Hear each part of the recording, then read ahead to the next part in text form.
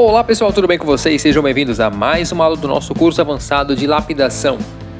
Nós vimos na aula passada como calibrar peças com facetas. E agora nós estamos na aula 9, vamos calibrar peças em grotas e ver mais alguns conceitos sobre facetas. Vamos ver mais algumas dicas, mais outras possibilidades de lapidar pedras com formas um pouco diferentes, também aplicando o conceito de facetas. Bem, gente, então agora eu já mostrei a gente fazendo o início das facetas, a gente já viu que a gente vai fazer os ajustes, as pequenas facetas para fazer as peças calibradas, mas falta a gente falar de fazer algumas peças menores. Tem umas peças aqui de rubi, de safira, a gente vai tentar fazer uma formazinha legal nelas agora. Tem uma outra peça aqui para a gente poder fazer ainda, formar. O que eu quero mostrar agora para vocês, eu coloquei o disco mais velho aqui, esse é o disco 200 mais gasto, para a gente poder fazer a forma do cabochão, da gota, aliás. Então a gente vai fazer a forma para encaixar. A gente vai tentar fazer para encaixar. A água marinha ela costuma ser trincada quando ela não é de alta qualidade, mas dificilmente ela abre. Então acho que dá para finalizar. Quando finalizar, esse trinco vai ficar mais suave, não vai mostrar tanto. A gente vai esperar por isso. Eu vou tentar fazer nessa safira. Se eu conseguir, a gente vai fazer essa borda nessa safira também. A gente vai fazer nesse quartzo verde escuro. Tentar fazer essa borda também. E aqui a gente tem o outro topázio para poder finalizar. Então, seguindo depois dessas peças, a gente vai já para tipo o polimento de todas as peças. A gente já formou ali, olha, bastante peça, já fez bastante coisa, bastante forma diferente. Eu acho que deu para a gente entender tudo. Inclusive a gente já está vendo também fazendo rubi e safira, mostrando o que dá para fazer com essa máquina também. Eu arrumei mais uma outra pedrinha aqui, algumas outras pedrinhas para a gente poder fazer mais teste, né? Que essa aqui já estava, uma ametista, chevron, achei esse cubinho feito ali.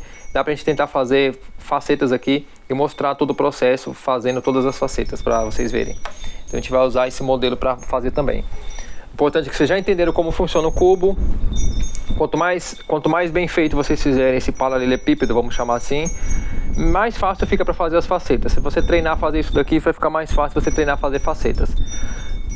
Feito o cubo, eu posso fazer as facetas de um lado e do outro, depois de um lado e do outro. Aí ela vira isso daqui, na diagonal. Depois eu vou fazer nas quinas, em todas as quinas depois de feito.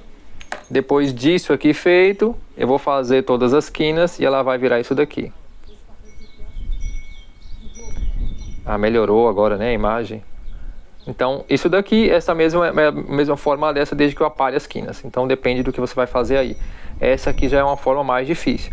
Tem uma outra pedra também aqui que eu comecei a fazer, que é essa daqui, olha. Eu comecei a tentar fazer essa ametista aqui, um balãozinho, e comecei a fazer facetas dos dois lados. É a mesma lógica, só que o formato é de um balãozinho. Não tá perfeito, não. Tem que ajustar. Tá toda torta ainda, ó.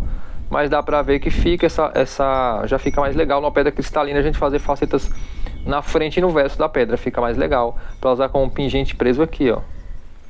E já fica uma pecinha um pouco mais sofisticada do que eu simplesmente fosse fazer uma gota. Na verdade, já fica uma peça mais sofisticada.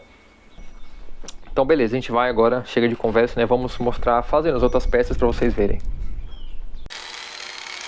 Bem, então para essa pedra a gente está colocando aqui o disco de lixa. Esse disco é um disco mais gasto. Eu coloquei esse disco de propósito porque eu preciso ainda fazer um desbaste nessa pedra.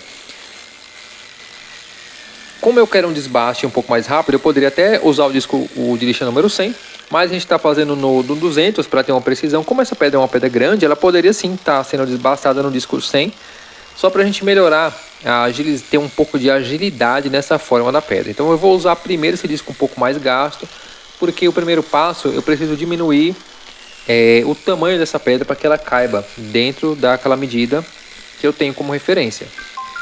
Então nesse primeiro momento a gente está só fazendo o desgaste da pedra mesmo, mantendo sempre o cuidado para manter essa forma em gota. Então a gente vai fazer toda essa forma de gota em redor da pedra, vai diminuir normalmente ao redor da pedra, nada diferente do que a gente tem feito das outras pedras até agora. Apenas a diferença é que a gente vai manter o formato de gota, não precisa deixar uma rotação tão elevada para não estragar essa peça, que é uma peça um pouco mais cara, que é uma água marinha, que está com uma coloração bem bonita.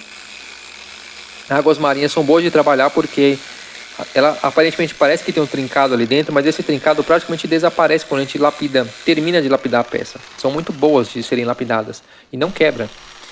Bom, depois de ter feito, a gente vai sempre fazendo, vai medindo, vai diminuindo o tamanho aquela parte de baixo que é o pavilhão que forma aquele triângulo, e igual a gente fez na peça oval, igual a gente também fez na peça quadrada, só que aqui o pavilhão, que é a parte de baixo, ele vai ficar acompanhando o formato da gota. A gente não vai aplicar nenhuma faceta nele. Eu estou fazendo o que agora, gente? Estou trocando de disco. O disco mais reto, mais fino.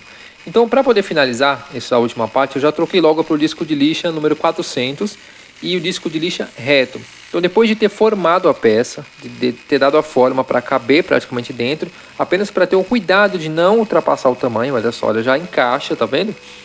Mas ainda não consegue dar o cravamento, não consegue cravar a peça. Então, eu tirei o disco de lixa número 200, aquele gasto, e coloquei já um disco plano, para a gente trabalhar um disco novo, 400, para a gente poder trabalhar agora a forma final da pedra, e daqui a gota já vai sair pronta. A gente não vai precisar mais trabalhar com desbaste. É um processo que vai um pouco mais devagar, realmente. Eu tenho que tomar cuidado de fazer essa mesa. Vai demorar um pouco mais na lixa 400, mas eu vou ter uma precisão maior. Então, como é uma peça delicada que eu não quero errar. E agora, depois de ter feito toda essa parte, olha só, a borda eu estou aplicando 45 graus. Do mesmo jeito que a gente fez nas outras peças, eu vou fazer o 45 graus na gota. E aqui que está o grande segredo de deixar uma peça, mesmo feita na politriz, com um aspecto muito sofisticado. Olha que essa peça ela não vai ter nenhuma faceta. Ela vai ser uma peça toda lisa em todos os seus ângulos, mas mesmo assim, mesmo não tendo facetas, ela vai se tornar uma peça extremamente sofisticada, com um aspecto muito sofisticado. Então essa é a ideia, a gente poderia fazer isso. Eu recomendo fazer peças assim para peças mais coradas, para peças que tenham uma cor mais viva e que tenham pelo menos um pouco de translucidez, né? Essa peça aqui não é totalmente translúcida, mas ela tem um pouco, né? Passa um pouco de luz, então fica mais legal esse efeito. Olha só, essa aqui na diagonal é justamente o que vai dar esse efeito de cravar na pedra, ó. Tá vendo? Olha só. Aqui eu já vou conseguir cravar, fechar essas garras. Só preciso ajustar um pouquinho mais a forma e a pedra já vai estar pronta. É uma peça maior, tem que fazer com mais calma, mas o segredo não tem segredo. É a mesma coisa que a gente já viu em todas as outras peças, apenas eu tenho que ter o cuidado de fazer isso com uma gota. Eu tenho que tomar cuidado também de fazer a mesa, deixar a mesa, que é essa parte da frente da pedra, deixar ela retinha. E aí tá aquele segredo que eu já falei nas outras peças também. Quando eu for fazer essa mesa, e for fazer esse 45 graus ao redor de toda a pedra, que é essa borda para dar a parte para fazer a cravação da joia, eu preciso sempre estar olhando para a parte de dentro da gota e não para a parte de fora. Eu olho na frente e olho se aquela borda está ok. Eu vou fazer agora o mesmo procedimento com essa pedrinha aqui. Eu vou aproveitar que ela já tá adiantada. Eu vou fazer nesse mesmo disco de lixa que eu estou aqui, que ela já vai sair pronto. Vai demorar um pouquinho mais, mas como ela já está com a forma aqui já iniciada, tá vendo? Essa aqui é o nosso quartzito verde. Eu peguei esse quartzito verde porque ele é escuro e é melhor para vocês verem. Eu vou aplicar o 45 graus nessa pedra aqui, que ela tá plana dos dois lados, tá vendo? Ela é uma gota plana dos dois lados, tem uma certa espessura. E agora eu vou aplicar também o 45 graus nessa peça. Por que eu estou fazendo isso? Porque para peças que não vão para cravação, ou então para peças que até vão para cravação, mas que elas são opacas, por exemplo, não são muito translúcidas, eu não preciso fazer aquela parte de trás que é o pavilhão, né? Ou aquela pirâmide, digamos assim, que é o pavilhão, porque não vai mostrar mesmo na peça. Eu prefiro fazer porque ajuda você ter um controle maior para encaixar a peça. Porque aqui, no caso, se essa peça fosse para cravação, ela teria que estar certinha, do mesmo tamanho da garrinha lá, da caixinha, para não cair, né? Ela tem que encaixar perfeitamente. E já quando você tem aquela pirâmide, você consegue, o pavilhão, você consegue ter um controle maior. Mas o outro aspecto que eu quero mostrar aqui é que você consegue, mesmo que você não vá colocar em caixarias nenhuma, você consegue ter uma pedra mais sofisticada quando você faz essa borda ao redor dela. Olha só. Só de fazer isso você já consegue deixar, mesmo que essa peça vá ser montada com a garrinha em cima, apenas com a garrinha ou com qualquer outro tipo de montagem diferente de uma cravação, você consegue ter uma peça mais sofisticada do que se você apenas fosse fazer uma gota convencional. Que a gente poderia fazer aquela gota convencional, abaulada. Não é que a gota fica feia, não é que a gota é ruim. A gente vai também fazer em breve uma gota, eu vou mostrar que a gente está aqui produzindo uma gota calibrada. É o mesmo processo, só para mostrar a possibilidade.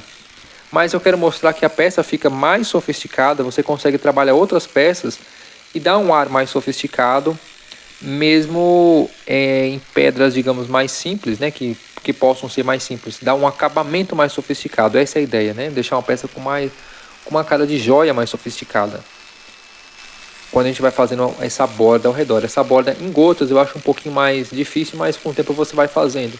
Lembrando sempre de olhar para o centro da pedra e não para as bordas, quando você estiver fazendo essa cinta ao redor. Precisa de prática sim, mas dá certo fazer. E olha só, depois as peças como ficam acabadas, gente, olha. Ela tem a parte de baixo, agora já depois da lixa 400, a gente tem essa ponta. Tem o 45 graus ao redor de toda a pedra, que é onde vai dar toda a cravação. Dá pra ver que até a parte da trinca já diminuiu bastante, a pedra está bem mais corada. A gente já formou várias outras peças.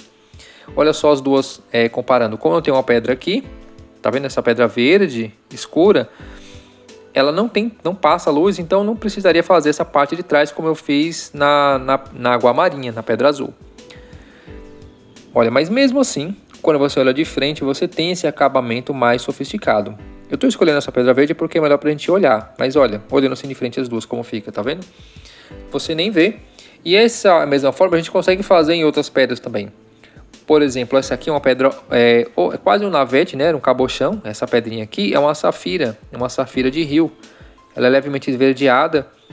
Ela dá uma pedra muito dura. Mas olha, só por ter feito essa borda em redor, a gente já consegue ter um acabamento mais legal. A gente tá formando várias pedras. Olha, essa aqui também é uma outra safira que a gente fez quadradinho, semelhante àquelas, só para mostrar que a gente consegue fazer também até pedras com a dureza 9 nessas lixas, né? Então, mais para mostrar mesmo que dá para a gente fazer um trabalho com a pedra de dureza 9 nessas lixas. Olha só que bacana. Veja se não, já vai dando um ar mais sofisticado. Eu estou escolhendo essas pedras só para mostrar que a gente consegue trabalhar essa dureza, mas qualquer outra pedra que você fosse fazer uma pedra mais corada, por exemplo, nesse formato dessa safira, você já teria um ar mais sofisticado, uma peça que se mostra mais sofisticada só por a gente fazer essa borda, consegue ter um acabamento mais bem feito do que simplesmente fazer um cabochão. Isso dá uma sofisticação, a gente consegue ver que é uma peça mais bem trabalhada e por isso ela se torna uma peça mais valorizada. Então, quando você for trabalhar principalmente pedras mais caras ou pedras mais especiais, ou até que você vá trabalhar também peças mais baratas, mas você deseja um acabamento diferenciado, você pretende vender uma joia, cobrar mais caro pela pedra lapidada, deve se aplicar esse conceito. Olha, essa outra pedra aqui verde também é um navete, a gente tem várias outras pedras, a gente já mostrou que para facilitar a gente consegue outras possibilidades, olha como essa esmeralda aqui, a gente consegue fazer outras formas, e é isso que a gente vai ver também a partir de agora. Olha aqui o cabochão que eu falei, esse aqui é um cabochão normal, padrão, né? Ele só é um cabochão, como a gente viu também na parte básica do curso, como fazer o cabochão. A diferença é que essa pedra aqui, ela, por ser toda perfeita, ela foi calibrada. Então ela tem uma medida exata para encaixar, tem uma caixinha para ela. Essa outra pedra aqui é um cabochão, um pouco mais comum, mas como a gente estava aqui na produção, eu já coloquei ele aqui também, para mostrar para vocês. Que a gente está formando outras peças aqui, então já formei várias outras peças aqui que a gente vai agora, todas as peças que eu estou formando vão seguir o mesmo conceito para a gente poder acompanhar agora o processo de polimento. Então a gente vai agora pegar todas essas pedras, a gente vai para o processo de polimento de todas elas. Então a gente já viu bastante coisa sobre a montagem das peças, o cabochão e tudo mais, agora a gente vai para montar. Então você viu nessa aula, você viu agora a calibragem de peças em formato de gota. E por que é importante fazer essa cinta e essa borda em redor das pedras? Isso dá um ar mais sofisticado, tanto em peças em gota como formatos ovais e cabochão. É algo que você precisa treinar, mas você vai colocar em prática.